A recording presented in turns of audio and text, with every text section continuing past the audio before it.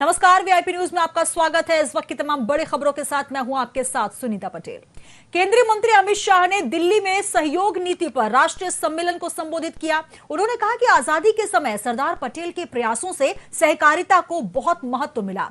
महिला सशक्तिकरण को आगे बढ़ाने के लिए भी सहकारिता आंदोलन को तैयार करना होगा। हमारे यहाँ चीजों में बदलाव लाना पड़ेगा, तभी जाकर छोटे से छोटे किसान को हम भरोसा दे पाएंगे। मित्रों, 6 जुलाई 2021 का दिन भारत के सहकारिता क्षेत्र के लिए बहुत महत्वपूर्ण दिन था, क्योंकि सालों से सहकारिता से जुड़े हुए क्षेत्र के सभी लोगों की एक मांग थी कि भारत सरकार सहकारिता के सिद्धांत को मान्यता दे, प्रमुखता से इसके काम को गति देने के लिए एक अलग मंत्रालय का निर्माण करें। कोई न कोई कारणों से ये चीजें टलती जाती थी।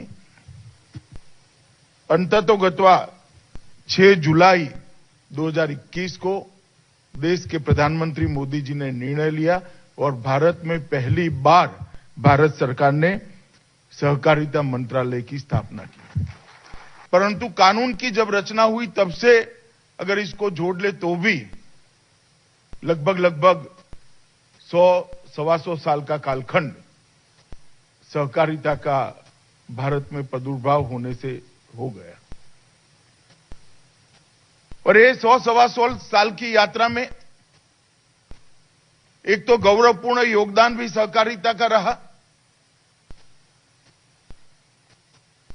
इसके साथ साथ ग्रामीण विकास और गरीब व्यक्तियों को रोजगारी देने में, सम्मानपूर्वक वो उनका जीवन जी पाए, ऐसा एक आर्थिक मॉडल बनाने में कोऑपरेटिव का एक बहुत बड़ा रोल रहा।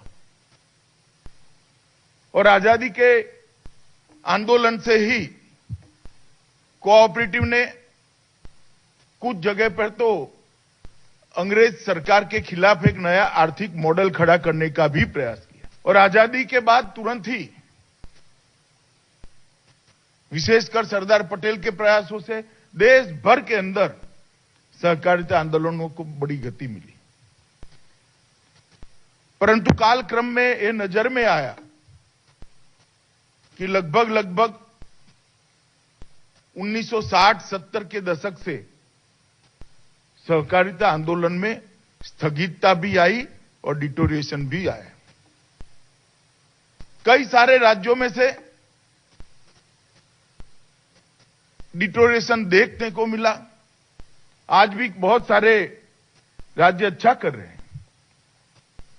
और आज थोड़ा इसका विहंगावलोकन करते हैं, इसका एक एनालिसिस करते हैं, विश्लेषण करते हैं, तो देश की सहकारिता का आंदोलन 3 विभागों में स्पष्ट रूप से दिखाई पड़ता है।